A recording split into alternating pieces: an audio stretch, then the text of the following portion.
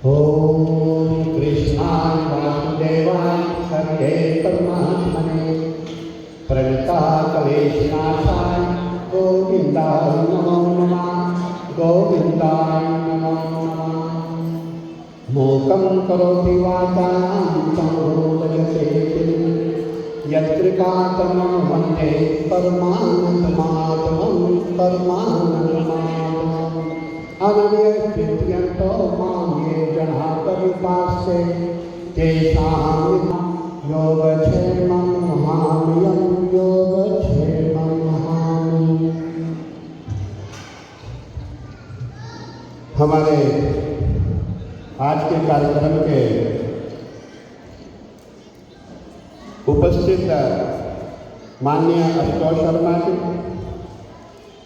आदरणीय ललित नारायण मिश्रा जी, आदरणीय देवी सिंह राणा जी, आदरणीय अमित सैनी जी, राकेश मिश्रा जी और हमारी रंजिता झा जी, जिनके द्वारा हमें बुलाया गया था, और उपस्थित सभी माताएं हैं, आप सबका बहुत बहुत आशीर्वाद साधु है। देखिए, ये जो हरिद्वार है ये देवियों का ही हरिद्वार है। आपने देखा होगा, एक पहाड़ पे मनसा देवी है, दूसरे पहाड़ पे चंडी देवी है और बीच में गंगा देवी है, गंगा जी है। यहाँ भी 3 देवियाँ हैं। अगर आप बाजार में आएंगे वहाँ आपको क्या मिलेगी? माया देवी। आप सबको बहुत बहुत आशीर्वाद साधुवाद, आप सबको बहुत बहुत शुभकामनाएं। आज हमारी रंजिता झा जी के द्वारा जो ये कार्यक्रम रखा गया है, मैं रंजिता झा जी को बहुत बहुत आशीर्वाद साधुवाद देना चाहूँगा कि आप समाज में बहुत सक्रिय है और हमने देखा है आप तो हरिद्वार में भी कार्यक्रम करती है, परंतु हमने आपको कुंभ में भी देखा था। आप प्रयागराज में महाकुंभ में भी आपने कार्यक्रम किया था और तकरीबन मैं जहाँ भी जाता हूँ मैं देखता हूँ कि आप हमेशा जन सेवा में लगे रहते हैं। और सबसे बड़ी बात यह है, मैं ये कहना चाहूँगा, हमारे हरिद्वार में SM जैन पीजी कॉलेज है।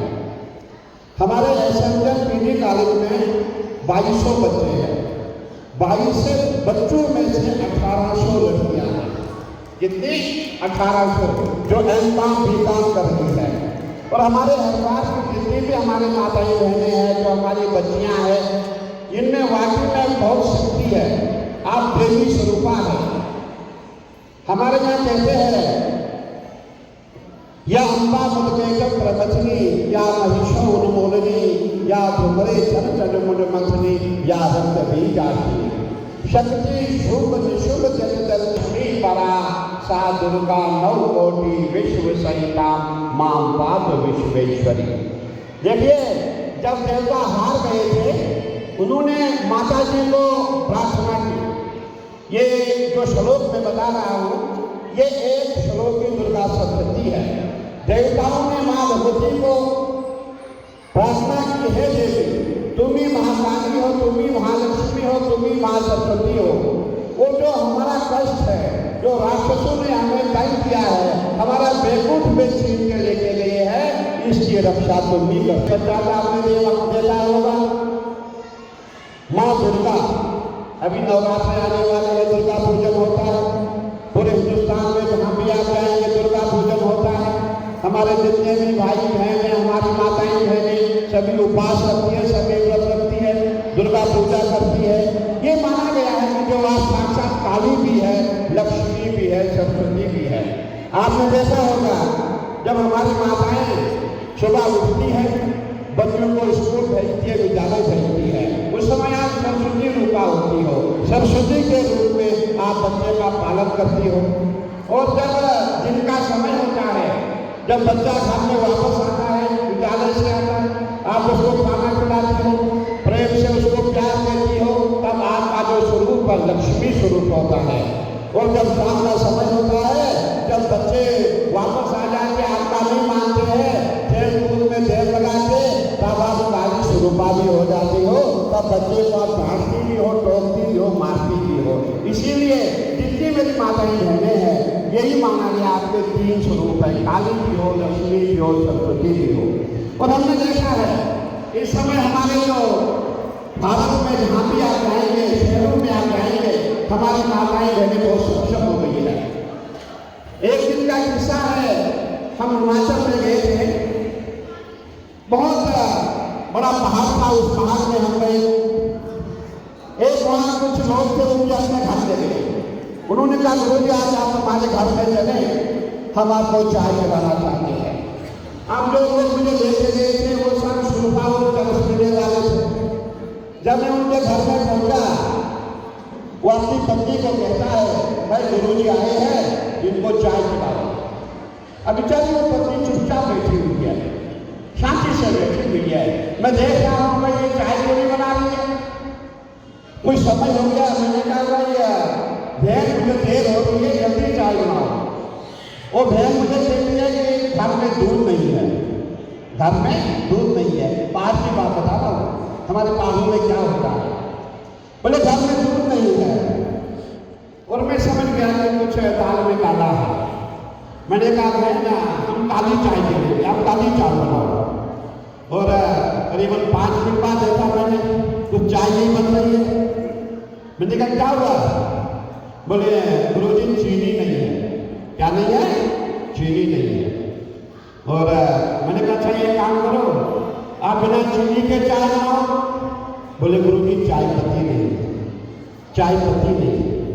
और जो उनका पति है वो बड़ा एकदम से विकराल रूप धारण करता है और अपनी पत्नी को मारने के लिए बोलता है। मैंने कहा भाई क्या बात है, क्यों मारने जा रहा है। गुरुजी पागल है, पड़ोस से जाकर के लेके आती। कहने का तात्पर्य है मर्द कभी भी अपने ऊपर कोई आरोप नहीं ले सकता है, वो कभी लेता ही नहीं है। ये उनकी हमेशा की फितरत रही है। हमने आज भी देखा पहाड़ों में हमारी माताएं बहनें बहुत तंग है, बहुत मजबूरी है।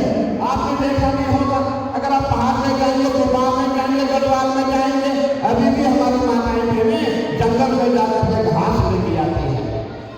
और मैं यही कहना चाहूँगा, हमारे पहाड़ों में अभी विकास नहीं हुआ, हमारे जितने भी पहाड़ी बहनें हैं विकसित नहीं हुई है। और हमें हरिद्वार में ठीक है, हमें थोड़ा ऋषिकेश के ऊपर भी चलना पड़ेगा। मैं अपनी गृहरक्षिका ठाकुर को कहना चाहूँगा, देखिए हरिद्वार संपन्न है, यहाँ सभी के पास धन है, दौलत है, लेबर है, जैसे कीर्ति है, परंतु अगर आप पहाड़ों की ओर चलेंगे वहाँ कुछ भी नहीं है। हमें पहाड़ों के लिए भी काम करना चाहिए और हमारा प्रयास रहेगा कि जो हमारे कार्यक्रम हो, हम ऋषिकेश के ऊपर को हम चले, हम नीलकंठ से भी ऊपर हम चले, हम 80 गांव की ओर लेके चले। और हमारा प्रयास होना चाहिए जो भी अच्छे कार्यक्रम हो, जो शिक्षा के क्षेत्र में जो भी हमसे हो पाए, हमें पहाड़ों में भी कार्य करना चाहिए।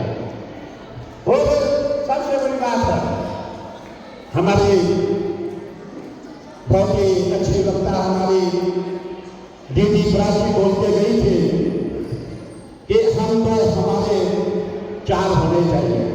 यही बात मैंने मुरादाबाद में बताई थी।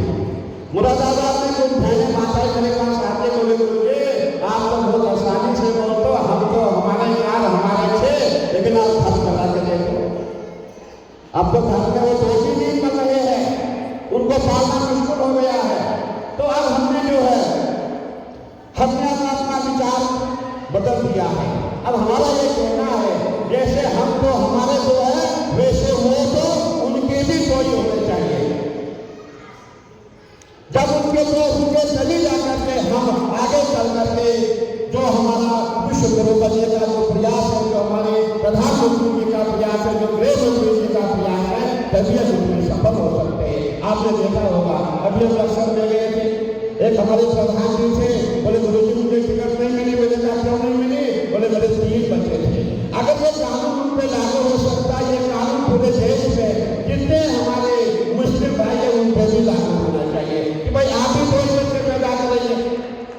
अगर आप 2 आपको 2 पैदा करने हैं, जब सब बच्चों पे कानून लग सकता है, सब पे कानून को नहीं लग सकता है। हमें इसके लिए भी कार्य करना है। और हमारे दीदी बहुत ही अच्छा कार्य कर रही है। और हमने देखा है आप हमारे जो स्पिरिचुअल एजुकेशन है, आध्यात्मिक जगत में भी आपका बहुत काम रहा है। हमारे बहुत बड़े महामंडलेश्वर है, मैंने आपको वहाँ भी देखा है, वहाँ भी आपने अच्छे अच्छे काम किए हैं। तो मैं यूँ कहना चाहूँगा कि हमें आगे चल के पहाड़ों की ओर निकलना चाहिए।